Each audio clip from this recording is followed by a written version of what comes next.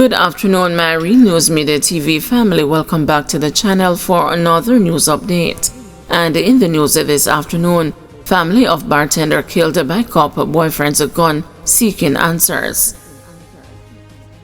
The family of Jamaica, the bartender who was fatally shot allegedly with her police boyfriend's firearm at a hotel in Mapen, Clarendon on Sunday, wants a thorough investigation into her death. The constable has reportedly given conflicting accounts in relation to the death of the 20-year-old woman. He indicated that about 7 o'clock Sunday evening, he woke Miss Suku with the intention of going on the road to purchase food. He said he placed his service pistol on the bed and turned his back. The cop said he turned around after he heard a loud explosion. He said that was when he realized that his girlfriend had a bullet wound to her chest. Miss Suku was taken to hospital where she was pronounced dead.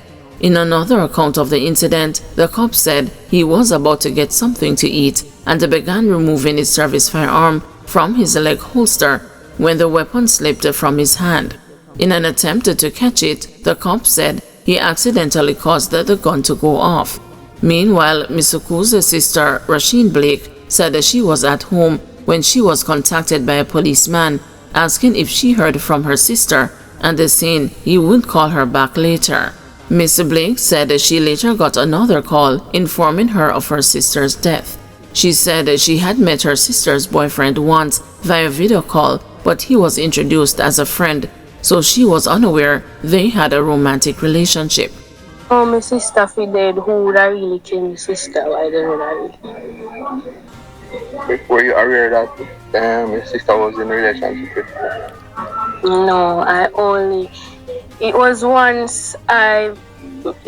time I get one glimpse of him, and I went then, them did the video call, and like she said, this is my sister, and then me say hi, and then he say back hi, and me gone. Tell me that they were friends, so I wouldn't know that they had a relationship, intimate relationship. The Independent Commission of Investigations said it is investigating the circumstances that led to the fatal shooting. INDECOM's investigation will seek to ascertain the full circumstances and actions taken which resulted in the weapon being fired. The concerned officer's gun was recovered and he provided an initial account to the INDECOM investigative team. In addition, the incident scene was examined and the evidential material recovered was processed and packaged. The hands of the deceased as well as the concerned officer were swabbed for gunshot residue. The concerned officer was served with a Section 21 notice pursuant to the Independent Commission of Investigations Act 2010 to submit a statement, and an interview will be scheduled. Following this interview, other processes will be embarked on.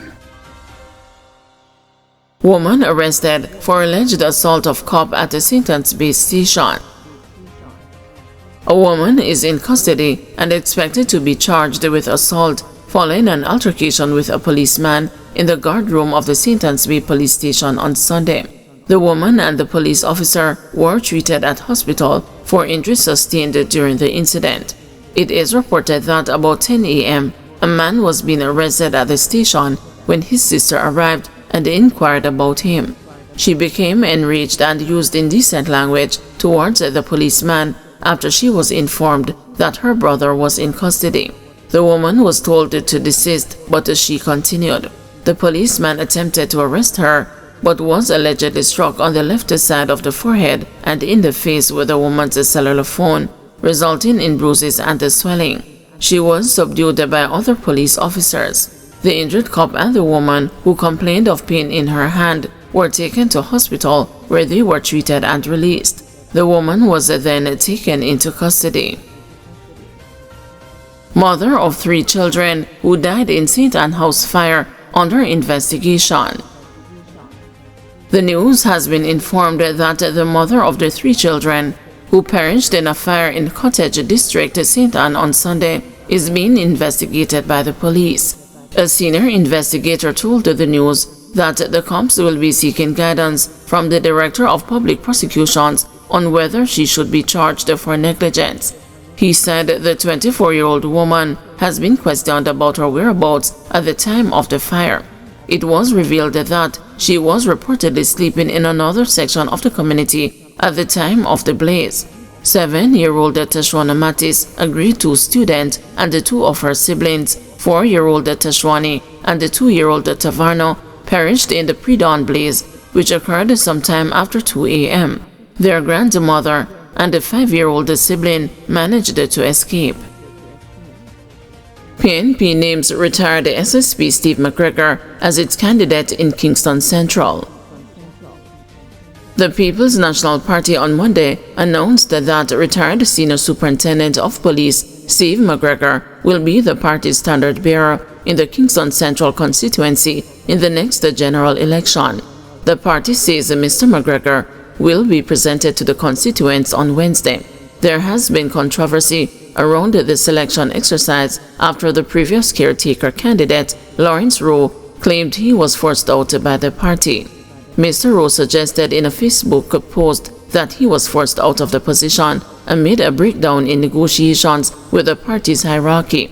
Party leader Mark Golding on Sunday addressed the contention surrounding the removal of Mr. Rowe, telling the news that his selection wasn't a tenable situation due to various reasons. Lawrence Rowe blasted the PNP for decision to replace him as a caretaker for Kingston Central. Former People's National Party caretaker for Kingston Central, Lawrence Rowe, is taking issue with the manner in which the party's hierarchy has removed him from its slate of candidates for the upcoming parliamentary election. The party is due to present former crime fighter Steve McGregor as its standard bearer in the constituency. The PNP leadership wrote to Mr. Rowe, advising him that the party would not be continuing with him as a caretaker for the constituency. Mr. Rowe in response said, being a son of the constituency, he has remained committed to the well-being of Central Kingston. He has promised to address the reports that have been circulating regarding his removal. I will be responding to the letter by the General Secretary and the President of the party. I made a posting on social media. It is factual and I can back it up. I will never accept any sort of payment to sell out my people. It has never been my politics then, and it won't be my politics now nor in the future.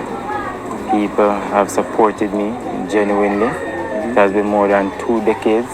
I have been out there in the battlefield with them, and money has never been the deciding factor.